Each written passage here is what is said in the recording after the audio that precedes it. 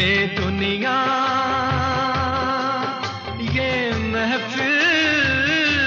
जो गीत अभी आपने सुना ये रफ़ी साहब का सुपरहिट गाना है फिल्म हीर रांझा का, जो 1970 में रिलीज हुई थी। इसका म्यूजिक कंपोज किया था अपने दौर के बेहद उम्दा म्यूजिक कंपोजर मदन मोहन साहब ने, और इस दर्द भरे गीत को लिखने वाले थे मशहूर नग़्मा-निगार कैफ़ी आज़मी साहब। ये गीत आसान नहीं था। मदन मोहन साहब ने हमेशा की तरह मुश्किल धुन तैयार की थी, क्योंकि वो इस गाने को रफ़ी साहब से ही गवाना चाहते थे और जानते थे रफ़ी साहब ही इस गीत के साथ इंसाफ कर पाएंगे।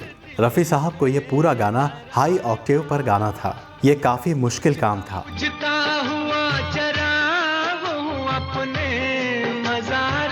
और इसलिए रफ़ी साहब को इस गाने की रिकॉर्डिंग के वक्त कई सारे रीटेक्स देने पड़े।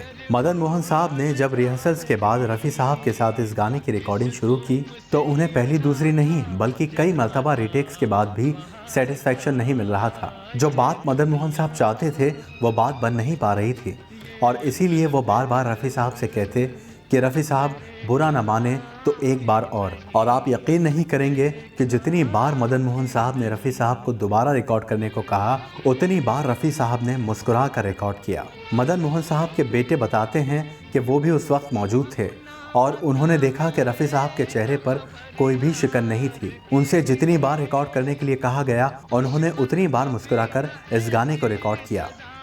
इससे पहले रफ़ी साहब ने कभी किसी गीत के लिए इतने रीटेक नहीं दिए थे जितने इस गाने के लिए दिए। एक बात आपको और बता दें, अमूमन गाने 4 से 5 मिनट के बीच ही होते हैं, लेकिन ये गाना पूरे 7.5 मिनट का था, जो किसी भी सिंगर के लिए बार बार रिकॉर्ड करना परेशानी या थकावट का सबब बन सकता था। पर रफ़ी साहब ने उतनी बार रिकॉर्ड किया जब तक मदन मोहन साहब मुतमईन नहीं हो गए, और आखिरकार रफ़ी साहब ने कई रीटेक्स के बाद इस गाने को वैसे ही रिकॉर्ड किया जैसा मदन मोहन साहब चाहते थे, और रफ़ी साहब की मेहनत रंग भी लाई। जब ये गाना रिलीज़ हुआ तो सबको पसंद आया, और ये इस फिल्म का सबसे मशहूर गाना रहा जो आज तक यादगार है। सहरा में आके भी मुझको ठिकाना ना